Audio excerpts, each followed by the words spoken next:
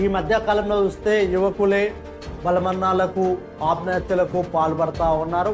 దయచేసి యువకులారా మీరు ఇలాంటి ప్రయత్నం చేయకండి. మీకు ఎలాంటి సమస్యలు ఉన్నా మీ తల్లిదండ్రులతో మీ అన్నదమ్ములతో చర్చించి ప్రయత్నం చేయండి. ఇలాంటి ఇబ్బందులకు గురైన స్ట్రెస్కి గురైన వెంటనే మీ తల్లిదండ్రులు చర్చించండి. ఇలాంటి బలమరణాలకు ఆత్మహత్యలకు పాల్పడితే వచ్చేదేం లేదు. మీ తండ్రులకు శోకం మిగిలించిన వాళ్ళు అవుతారు తప్ప ఏమి వచ్చేది ఏమి ఉండదని చెప్పి మీకు తెలియజేస్తాం. ఎవరైనా ఇలాంటి ఆలోచనలు వస్తే, మీకు ఏదైనా స్ట్రెస్ గురైతే, మీకున్న సమస్యలు అంటే ఆర్థికపరమైన సమస్యలైనా ఇంకే సమస్యలైనా మీ తల్లిదండ్రులతో చర్చించకపోయినా మీ మిత్రులతో కాకుండా మీ అన్నదమ్ములతో చర్చించి దానికి సంబంధించిన సూచనలు సలహాలు తీసుకోండి.